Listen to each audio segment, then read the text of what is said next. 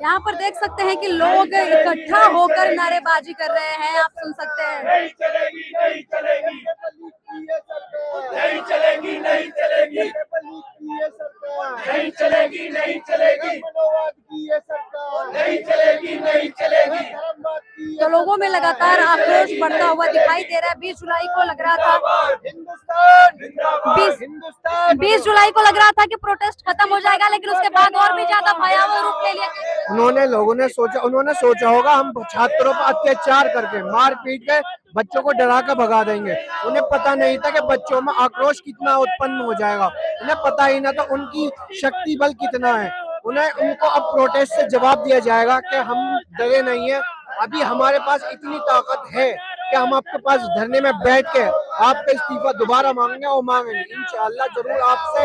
हम आपकी लड़ाई लड़ते रहेंगे, अपनी लड़ाई जब तक हम धर्मेंद्र प्रधान इस्तीफा नहीं देगा हम अपनी लड़ाई लड़ते रहेंगे। क्या कहेंगे? छात्र विरोधी है सरकार।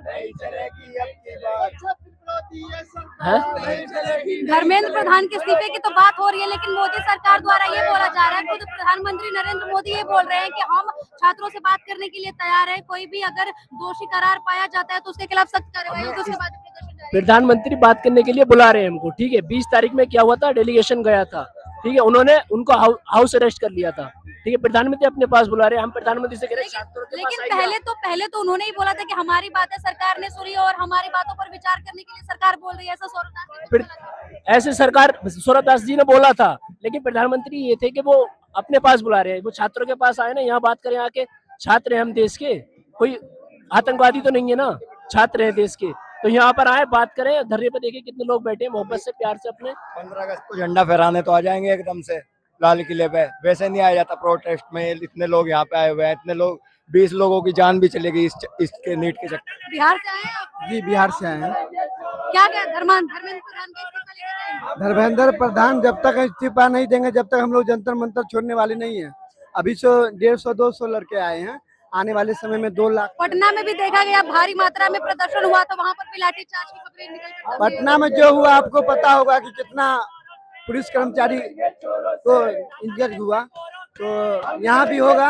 अगर इस्तीफा नहीं देगा तो बहुत बवाल होगा जी। तो काफी ज्यादा लोगों में आक्रोश देखने को मिल रहा है। प्रदर्शन जहां खत्म होने की बात कही जा रही थी, वहां पर लगातार प्रदर्शन और भी बढ़ता हुआ दिखाई दे रहा है।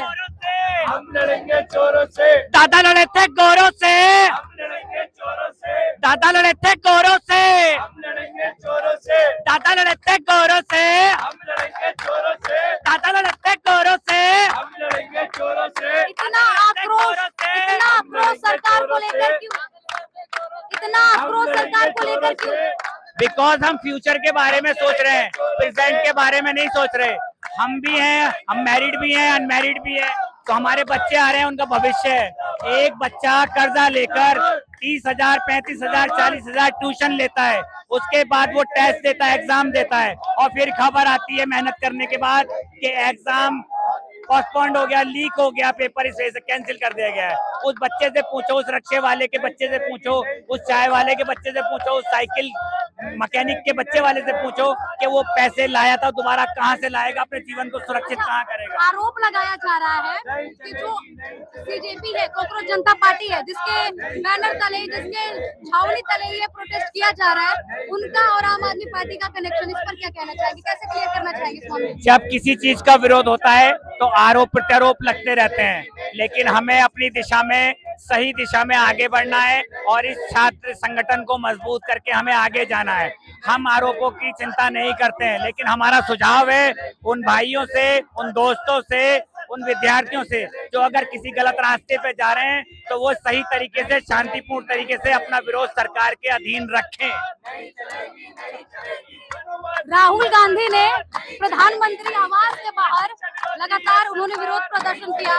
राहुल गांधी को हिरासत में भी लिया गया, लेकिन राहुल गांधी यहाँ पर नहीं आए जंतर मंतर पर प्रदर्शन करने के लिए। क्या कहना चाहिए? कोई भी मत आओ, हमें फर्क नहीं पड़ता।